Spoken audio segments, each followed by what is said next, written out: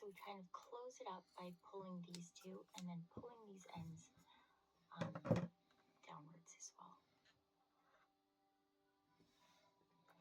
Now the first section, so this is going to be called our filler cord, and we're going to be making lark's head knots on top of this filler cord, okay, for those nice petals.